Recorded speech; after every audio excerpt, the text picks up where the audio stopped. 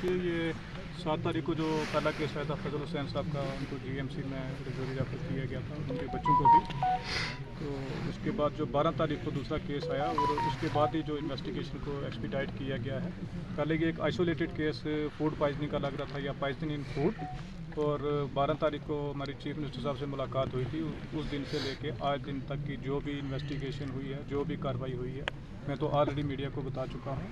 लेकिन जो हमारे प्रिंसिपल साहब जीएमसी रजौरी यहाँ पे मौजूद हैं, ये पूरे तरीके से आपको बताएंगे कि क्या क्या कहाँ से टीम आई है, क्या क्या टेस्ट हुए हैं और क्या क्या रिपोर्ट आई है। क्योंकि पब्लिक को अवेयर करना, क्योंकि हर तरफ से क्वेश्चन उठाए जा रहे हैं, पूछा जा रहा है, तो ये मेडिकल पॉइंट ऑफ व्यू से जो सारी जो ब्रीफिंग देंगे प्रिंसिपल साहब। जी सर बताएं। थैंक यू एमएलए साहब। आज यहाँ बुधाल विलेज में आप लोगों के बीच में एमएलए साहब के साथ बैठ के मैं एक चीज़ सबसे पहले क्लियर करना चाहता हूँ कि आप लोगों को डरने की ज़रूरत नहीं है। ये कोई इन्फेक्शन नहीं है, ये कोई ऐसी बीमारी नहीं है जो फैल सके एक दूसरे से। जो अभी तक हमारी रिपोर्ट्स आई हैं, ये मैं अपने बलबूते पे नहीं बोल रहा हूँ, ये जो हमारी रिपोर्ट्स कह रही हैं, ये अभी कोई इन्फेक्टिव चीज़ ऐसी कोई नहीं आई, तो आम पब्लिक को डरने की ज़रूरत नहीं। सेकंड ये बात बता रहा हूँ कि ये जो हमारी सरकार ने जब से ये केस आया, देखिए जब पहला केस आया, दूसरा आया, तो जैसे एमएलए साहब ने भी बताया कि ये फूड पॉइजनिंग लगा कि जैसे कोई फूड पॉइजन तो नॉर्मल उसको एज ए नॉर्मल लिया। लेकिन जब उनकी हालत बड़ी जल्दी से बिगड़ी तो हमने सीटी स्कैन, जो रजौरी मेडिकल कॉलेज में सीटी स्कैन किया, तो उनके दिमाग के अंदर सोजिश पाई गई। तो हमने फौरी तौर पर उनको एमआरआई और जो करने के लिए हमने जम्मू मेडिकल कॉलेज में रेफ़र किए। एक बात तो अभी तक क्लियर है, जो देखिए सरकार ने, एमएलए साहब ने, हमारे सेक्रेटरी साहब ने, आपके डिस्ट्रिक्ट डेवलपमेंट कमिश्नर साहब ने पूरी जान लगाई। तो पूरे हिंदुस्तान के जो भी प्रीमियर इंस्टीट्यूट हैं, आप पीजीआई चंडीगढ़ ले लीजिए, आप नेशनल इंस्टीट्यूट ऑफ वायरोलॉजी ले लीजिए, आप टॉक्सिकोलॉजी इंस्टीट्यूट लखनऊ ले लीजिए, कोई आईसीएमआर का इदारा ले लीजिए, तो कोई भी ऐसा इदारा नहीं था जहाँ पे एक टीम यहाँ पे नहीं आई। और हर टीम एक पर्पज़ के लिए आई, वो हर टीम का एक पर्पज़ था। एनआईवी टीम पुणे से जो आई थी वो वायरस खोज रही थी, पीजीआई की टीम वायरस बैक्टीरिया खोज रही थी, जो लखनऊ की टीम है वो कोई ऐसा कोई जहरीला तत्व अगर खाने में है तो वो खोज रही। सो हर जो आपके पास टीम्स आई हैं वो हर एक मोटिव के साथ आई हैं। मोटिव उनका बड़ा क्लियर था, हमारा लक्ष्य बड़ा क्लियर था कि हमें करना क्या और हम चाहते क्या हैं। अब जब ये तीसरी बार भी एपिसोड हुआ तो अभी तक पोजीशन काफ़ी कुछ क्लियर हो चुकी है हमारे मेडिकली। जो रिपोर्ट्स आई हैं, जैसे मैंने पहले बताया, कोई इसमें कोई वायरस नहीं है, कोई बैक्टीरिया नहीं है। जैसे कोविड के टाइम पे हुआ था तो एकदम ये फैल गया था, तो ये फैलने वाली बीमारी नहीं है। हाँ, कुछ रिपोर्ट्स में आया गया है कि उनके सैंपल्स में कुछ जहरीले तत्व पाए गए हैं, जिनको हम मेडिकली अपनी भाषा में बोलते हैं टॉक्सिन। और जो रिपोर्ट है उसमें पर्टिकुलरली ये लिखा है न्यूरोटॉक्सिन। तो मैं आपको अपनी भाषा में समझाऊँ, न्यूरोटॉक्सिन होता है जो हमारे नर्वस सिस्टम को डैमेज करता है, हमारे दिमाग को डैमेज करता है। तो जो हमारे इंसानी शरीर है, इसमें एक दिमाग ऐसा होता है, ये इंजन है आपकी गाड़ी का, रेल का इंजन है हमारा, तो ये पूरा हमारा शरीर को चलाता है।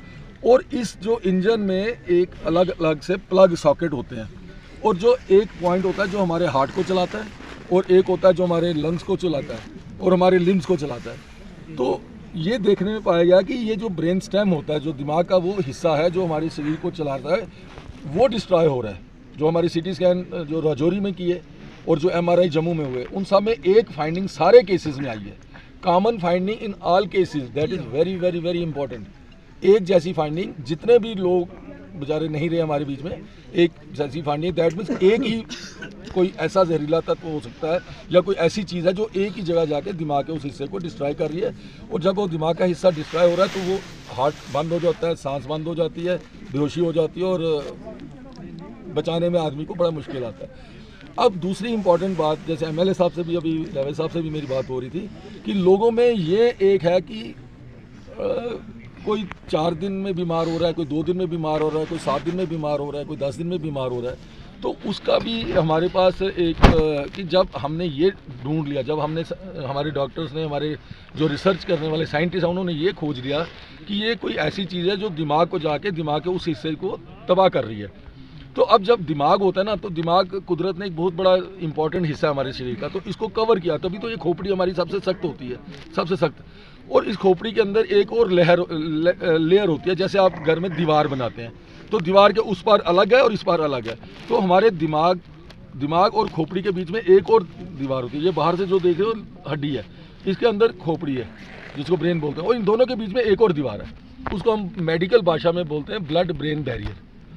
अब कोई भी चीज़ जब हम खाते हैं हमारे दिमाग तक पहुंचने के लिए उसको वो दीवार क्रॉस करनी है। अब मैं आपको वो बताता हूँ कि कोई 72 घंटे में ज़्यादा सीरियस हो गया, कोई 4 दिन में हुआ, कोई 8 दिन में हुआ, कोई 10 दिन में हुआ। अब दीवार आपने बनाई है, अब कोई बंदा करता है कि यार मिट्टी की दीवार बना देता है, कोई करता है ईंटों की दीवार बनाता है, कोई पत्थर की बनाता है, कोई सीमेंट की मजबूत सरिये डाल डाल के दीवार बनाता है। तो ये दीवार कितनी मजबूत है उस पर डिपेंड करता है वो जो जहरीला तत्व है दिमाग में कितनी जल्दी से घुसेगा। अगर वो दीवार कमज़ोर है तो वो जो जहरीली चीज़ है वो दिमाग में 48-72 घंटे में घुस रही है और वो दिमाग को डिस्ट्रॉय कर रही है और आदमी को बचाया नहीं जा पा रहा। किसी की दीवार, ये ब्लड ब्रेन बैरियर थोड़ा स्ट्रांग है, उसने ईंटों की बनाई है, उसको हो सकता है 3 दिन लग रहे हैं। किसी की तो बड़ी मजबूत है, उसको लगता है 8 दिन लग रहे हैं। तो ये वजह जो हमारे साइंटिस्ट ने, हमारे डॉक्टरों ने खोजी है कि वक्त में क्यों है। अगर भाई एक ही चीज़ सबने खाई है, एक ही टाइम पे खाई है, तो सभी 48-72 घंटे में क्यों नहीं ज़्यादा बीमार हो गए।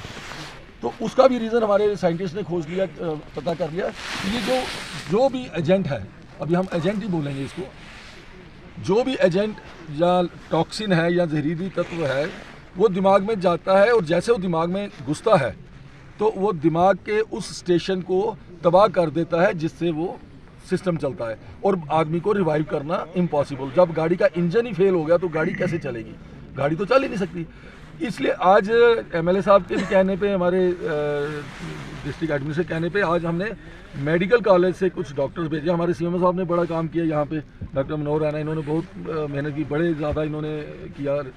तो आज हम इनको थोड़ा आर्गूमेंट करने के लिए आए हैं, इन्होंने बहुत मेहनत की है।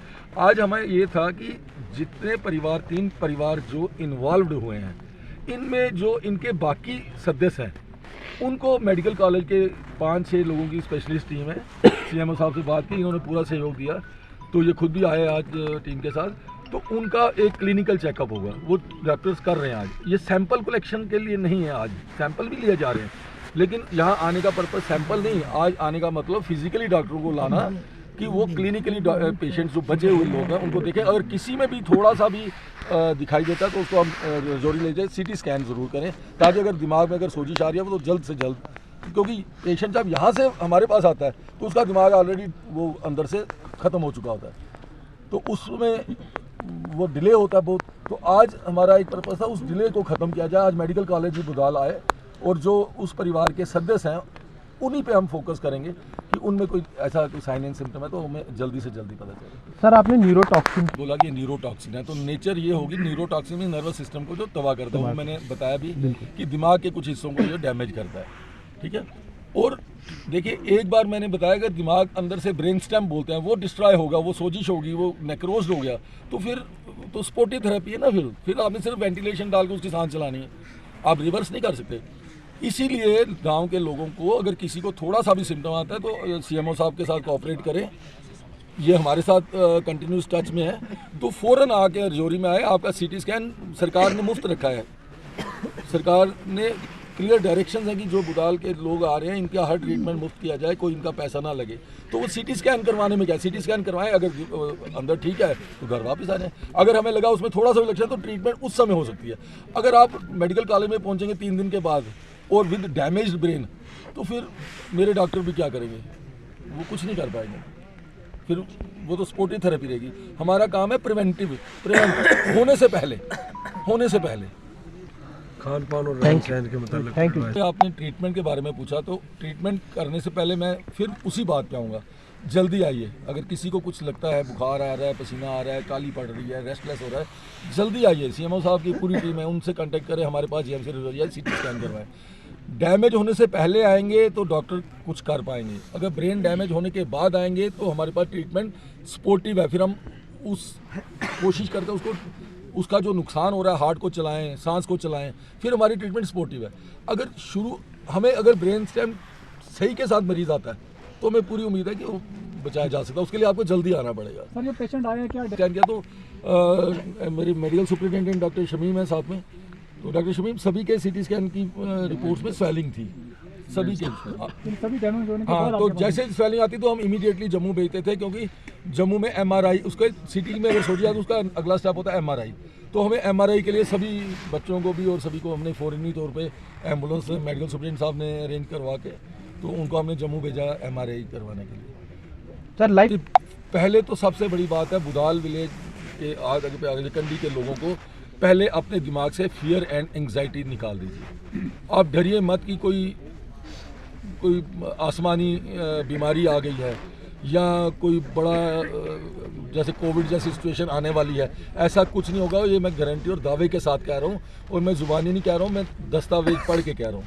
जो दस्तावेज मेडिकल के दस्तावेज हैं उनको देख के उनको पढ़ के मैं बता रहा हूँ कि आपको डरने की ज़रूरत नहीं। दूसरा मैं कहूँगा कि यहाँ पे कोई भी दावत जैसा माहौल या फीस जिसमें 50-100 लोग इकट्ठा खाने आते हैं मत करिए। अब देखिए इतनी बदकिस्मती से इतनी डेथ्स हो चुकी है, अब इनका भी 10वां होगा, इनका भी 40वां ख़त्म शरीफ जो बोलते हैं वो होगा। उसमें आप आइए, अफसोस कीजिए, लेकिन वो 100 लोगों का खाना 50 लोगों का खाना मत बनाएं। हालात को देखते हुए आप इस चीज़ों से परहेज़ करें। खाना अपने अपने घर में बनाएं, 4 लोगों का 5 लोगों का।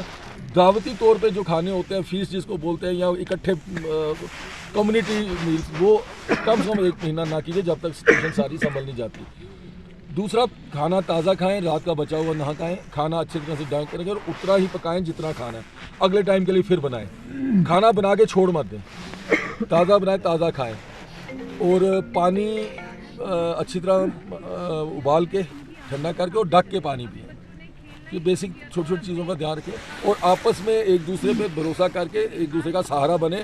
और ये जो परिवार बेचारे अभी उजड़ गए हैं, बिछड़ गए हैं, उनको आप लोगों की सख्त ज़रूरत है। कंक्लूड करें हमें। केस जो है वो रिकवर भी हो पाया है। जो फजल हुसैन जो उसकी एहलिया जो है वो पहले दिन से ही इन्फेक्टेड थी। जब फजल हुसैन यहाँ से कोटरंगा गया चेकअप के लिए तो तब उसकी वाइफ को भी सेम सिम्टम थे। तो डॉक्टर आशुतोष साहब से मैं GMC प्रिंसिपल जो हैं उनसे मुलाकात की थी। पूरी उन्होंने टीम डॉक्टर्स की लगा के रखी थी। 33 डेज उसका ट्रीटमेंट हुआ है और एक ही लेडी इसमें जो है रिकवर हो पाई है। तो मैं आपके चैनल के थ्रू पब्लिक को बताना चाहता हूँ कि गवर्नमेंट इसको लेके बहुत ज़्यादा सेंसिटिव है। कोई भी गवर्नमेंट ये नहीं चाहती है कि अभी उसकी आवाम में इस किस्म के हादसात पेश आएँ और इतने इनोसेंट बच्चे जो है उनकी किलिंग हो गई है। तो ये एक बड़ा दर्द का मामला है हम सब के लिए। और जब सेकंड केस आया है, पहले केस में हमने तो यही सोचा था कि ये आइसोलेटेड केस है पॉइजनिंग का या फूड इन पॉइजन है। तो 12 तारीख से लेके आज तक जो है लगातार इस पर इन्वेस्टिगेशन हो रही है।